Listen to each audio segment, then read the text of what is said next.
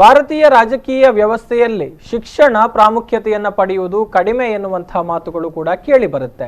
ಇನ್ನು ಗ್ರಾಮ ಪಂಚಾಯತ್ ಮಟ್ಟದ ವಿಚಾರಕ್ಕೆ ಬಂದ್ರೆ ಇಲ್ಲಿ ಗರಿಷ್ಠ ವಿದ್ಯಾರ್ಹತೆಯನ್ನ ಹೊಂದಿರುವವರ ಪ್ರಮಾಣ ಕಡಿಮೆ ಅಂತ ಹೇಳಬಹುದು.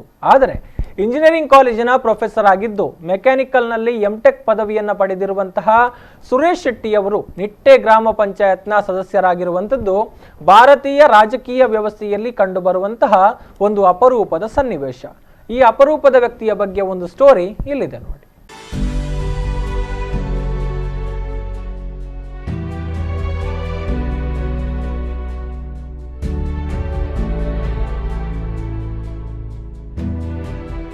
ಅರ್ಹತೆ ವಿದ್ಯಾಭ್ಯಾಸ ಇಲ್ಲದಿದ್ದರೂ ಉನ್ನತ ಸ್ಥಾನದಲ್ಲಿಯೇ ಇರಬೇಕೆಂದು ಬಯಸುವ ಭಾರತೀಯ ರಾಜಕೀಯ ವ್ಯವಸ್ಥೆಯಲ್ಲಿ ಸುರೇಶ್ ಶೆಟ್ಟಿಯವರು ಉನ್ನತ ವಿದ್ಯಾಭ್ಯಾಸ ಹೊಂದಿದ್ರೂ ಗ್ರಾಮ ಪಂಚಾಯತ್ ಸದಸ್ಯನಾಗಿ ಜನಸೇವಕನಾದದ್ದು ಪ್ರತಿಯೊಬ್ಬರಿಗೂ ಆಶ್ಚರ್ಯಯುತವಾಗಿದೆ.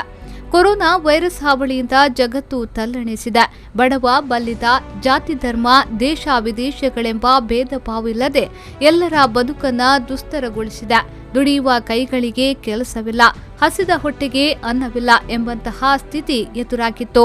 ಬಡವ, ಮಧ್ಯಮ, ಶ್ರೀಮಂತ ಯಾರೇ ಆದರೂ ಎಲ್ಲರೂ ಒಂದಲ್ಲ ಒಂದು ರೀತಿಯಲ್ಲಿ ಸಂಕಷ್ಟಗಳನ್ನ ಎದುರಿಸುತ್ತಿದ್ದಾರೆ.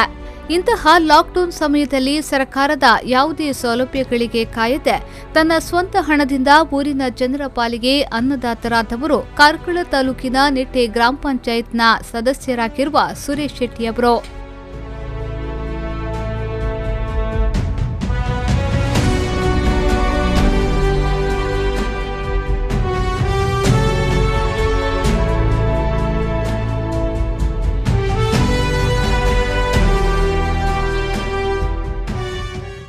ನಿಟ್ಟೆ ಗ್ರಾಮದ ಜನರ ಸಂಕಷ್ಟದ ಹೊತ್ತಲ್ಲಿ ಸಕ್ರಿಯರಾಗಿ ಮತ್ತು ರಚನಾತ್ಮಕವಾಗಿ ಕೆಲಸ ಮಾಡುವ ಮೂಲಕ ನಿಟ್ಟೆ ಹಾಗೂ ಕಾರ್ಕಳದ ಪ್ರತಿಯೊಬ್ಬರಿಗೂ ತಾವಿಷ್ಟು ಜನಪರ ಕಾಳಜಿಯ ಪ್ರಬುದ್ಧ ನಾಯಕ ಎಂಬುದನ್ನ ಮನವರಿಕೆ ಮಾಡುವ ಮೂಲಕ ಜನರ ಮನಗೆದ್ದಿದ್ದಾರೆ. ಸಾಮಗ್ರಿಯನ್ನು ನಾನು ನನ್ನ ಸ್ವಂತ ಹಣದಿಂದಲೇ ಮತ್ತೆ ನನ್ನ ಫ್ರೆಂಡ್ಸ್ ಕೆಲವರು ಸಪೋರ್ಟ್ ಮಾಡಿದ್ದಾರೆ. ಹಾಗೂ ಮೈನ್ ಹೇಳಲಿಕ್ಕೆ ನಂದು ನಿಟ್ಟೆ ರೋಟರಿ ಕ್ಲಬ್ ನನಗೆ ಅದರಲ್ಲಿ ತುಂಬ ಸಹಾಯ ಮಾಡಿತ್ತು. ಔಷಧಿ ಯಾರು ಬೇಕೋ ಅವ್ರು ನನಗೆ ನನ್ನ ವಾಟ್ಸಪ್ಪಿಗೆ ಅವರು ಮದ್ದಿದ್ದು ಸ್ಲಿಪ್ ಕಳಿಸ್ತಿದ್ರು, ವಾಟ್ಸಪ್ ಫೋಟೋ. ಅದನ್ನು ನಾನು ಹೋಗಿ ಮೆಡಿಕಲಲ್ಲಿ ತೋರಿಸಿ ಮೆಡಿಕಲ್ದ ಮೆಡಿಸಿನನ್ನೆಲ್ಲ ಪರ್ಚೇಸ್ ಮಾಡಿಕೊಂಡು ಅವರ ಮನೆಗೆ ತಂದು ತಲುಪಿಸಿದ್ದೇನೆ. ಕೆಲವರು ನನಗೆ ಮೆಡಿಸಿನ್ ಇದ್ದ ಹಣ ಎಲ್ಲ ಕೊಟ್ಟಿದ್ದಾರೆ, ಕೆಲವರು ಬಾಡಿಗೆಗೂ ಕೊಟ್ಟಿದ್ದಾರೆ, ಕೆಲವರು ಪಾಪದವರಿಗೆ ನಾನು ಎಂತ ಬೇಡ ಅಂತ ನಾನು ಬಿಟ್ಟಿದ್ದೆ. ವೃತ್ತಿಯಲ್ಲಿ ಶಿಕ್ಷಕರಾಗಿರುವ ಇವರು ನಿಟ್ಟೆಯ NMAMIT ಇಂಜಿನಿಯರಿಂಗ್ ಕಾಲೇಜಿನಲ್ಲಿ ಮೆಕ್ಯಾನಿಕಲ್ ವಿಭಾಗದ ಪ್ರೊಫೆಸರ್ ಆಗಿದ್ದಾರೆ. ಒಂದು ದಿನ ತಪ್ಪದೆ ಪ್ರತಿದಿನ ಆದಷ್ಟು ಮನೆಗಳಿಗೆ ಸ್ವತಃ ತಾವೇ ಭೇಟಿ ನೀಡಿ ಅವರ ಕಷ್ಟಗಳಿಗೆ ಸ್ಪಂದಿಸುವ ಮೂಲಕ ತಾಲೂಕು ಮಟ್ಟದಲ್ಲಿ ಮಾತ್ರವಲ್ಲದೆ ಜಿಲ್ಲಾ ಹಾಗೂ ರಾಜ್ಯ ಮಟ್ಟದಲ್ಲಿ ಹಲವು ಕಡೆಗಳಿಂದ ಸೋಷಿಯಲ್ ಮೀಡಿಯಾಗಳಲ್ಲಿ ಪ್ರಶಂಸೆಗೆ ಪಾತ್ರರಾಗಿದ್ದಾರೆ.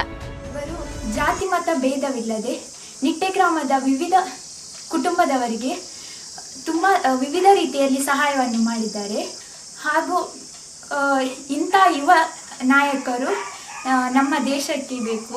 ಲಾಕ್ಡೌನ್ ಆದಾಗಿಂದ ಸೋಷಿಯಲ್ ಮೀಡಿಯಾಗಳಲ್ಲಿ ಅವ್ರ ಬಗ್ಗೆ ಬರೀತಿರೋ ಒಂದು ಒಳ್ಳೆಯ ಕೆಲಸ, ಅವ್ರ ಬಗ್ಗೆ ತುಂಬ ಜನರು ತುಂಬ ವಿಷಯಗಳನ್ನು ಹಂಚ್ಕೊಳ್ತಾ ಇದ್ದಾರೆ. ಅದನ್ನು ನೋಡಿ ನನಗೆ ಅವ್ರ ಮೇಲೆ ತುಂಬ ಗೌರವ ಹೆಚ್ಚಾಗಿತ್ತು. ಹಾಗೆ ನನ್ನ ಅಮ್ಮನೂ ಕೂಡ ಸುರೇಶ್ ಶೆಟ್ಟಿ ಅವರು ಯಾವಾಗ ಹೋಗಿ ಏನೇ ಸಹಾಯ ಕೇಳಿದ್ರು ತುಂಬ ಹೆಲ್ಪ್ ಮಾಡ್ತಾರೆ ಅಂತ ಕೇಳ್ಪಟ್ಟಿದ್ದೀನಿ. ನಮಗೂ ಕೂಡ ತುಂಬ ಸಹಾಯ ಮಾಡಿದ್ದಾರೆ ಅವರು. ಇದಲ್ಲದೆ ಅವರು ಗ್ರಾಮ ಪಂಚಾಯತ್ ಸದಸ್ಯರಾಗಿ ನಿರಂತರ ಬಡ ಮಕ್ಕಳ ವಿದ್ಯಾಭ್ಯಾಸದ ಖರ್ಚು ವೆಚ್ಚವನ್ನ, ಜನರಿಗೆ ವೈದ್ಯಕೀಯ ನೆರವು ಮತ್ತು ಪಂಚಾಯತ್ನಿಂದ ಸಿಗುವ ಸೌಲಭ್ಯವನ್ನ ಜನರಿಗೆ ಮುಟ್ಟಿಸುವ ಮಹತ್ವದ ಕೆಲಸವನ್ನ ಮಾಡುತ್ತಿದ್ದಾರೆ.